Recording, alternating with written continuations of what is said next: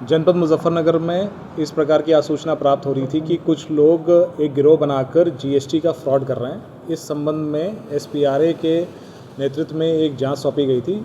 इसका जो कल्मिनेशन हुआ है, इसमें कुल 7 लोग गिरफ्तार हुए हैं, जिसमें ये पता चला है कि इनके द्वारा संगठित तौर पर जीएसटी की चोरी की जा रही थी। इसमें एक व्यक्ति जो अजीम है, वो केवाईसी डिटेल्स भोले भाले लोगों की ले लेता था या फिर तो उनसे चोरी कर लेता था, जिस पर ये जीएसटी की कंपनीज रजिस्टर कराते थे और बैंक अकाउंट्स होते थे। इसके बाद इन कंपनीज और बैंक अकाउंट को आगे दूसरे लेवल पर तस्लीम और उसके भाई बहादत और आसिफ को दे दी जाती थी, जो फिर इसके बाद इन कंपनीज के नाम पर फर्जी जीएसटी के बिल्स या ईवे बिल इसमें से जनरेट किए जाते थे।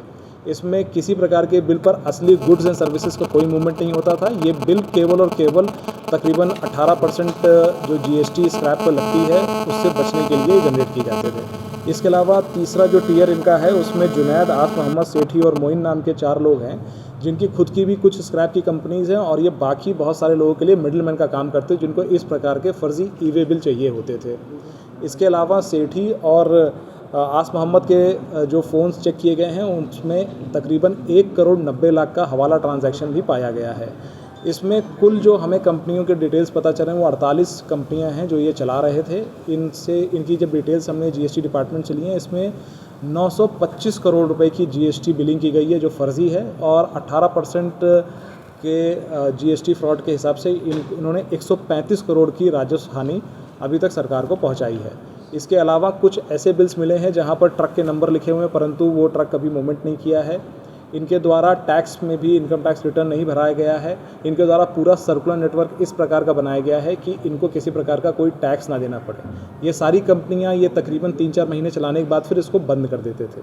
इसके अलावा भी कुछ ऐसे बैंक अकाउंट्स मिले हैं जो एक नहीं कई कंपनियों से रिलेटेड हैं। इसमें और गहनता से जांच की जा रही है और इस पूरे प्रकरण में आगे भी अरेस्टिंग की जाएगी। सर, पकड़ में किस तरह से आया सर ये, जिस तरह से?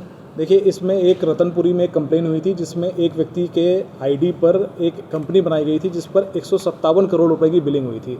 तो उसी लीड को फॉलो करते हुए हमने ये आसूचना डेवलप की थी कि इस प्रकार का एक और गिरोह काम कर रहा है। सर, हवाला का जिक्र किया है सर आपने? हाँ, इसमें जो सेठी व्यक्ति और जो आस मोहम्मद है, इसके जब फ़ोन चेक किए गए तो इसमें हवाला के माध्यम से 1 करोड़ 90 लाख रुपए के ट्रांजैक्शंस हैं। ये कुछ ट्रांजैक्शंस ऐसे हैं कि जो ये फेक बिलिंग होती थी, इसके एवज में जो ओरिजिनल जो कच्चे माल का पैसा था, ये हवाला के माध्यम से मंगाते थे। सर, मास्टरमाइंड कौन था इसमें जो पूरा? इसमें जो अभी पता चला है, इसमें तस्लीम इसमें मेन व्यक्ति है और इसका भाई वहादत जो अभी वांछित है, वो भी इसमें इन्वॉल्व था। इसके भाई वहादत ने रिमोट टूल्स के थ्रू अपने तस्लीम का भी फ़ोन फॉर्मेट कर दिया है। सर, पहले भी कोई इनमें जेल गया है? इसमें अभी हम लोग इनकी क्रिमिनल हिस्ट्री पूरी पता लगा रहे हैं।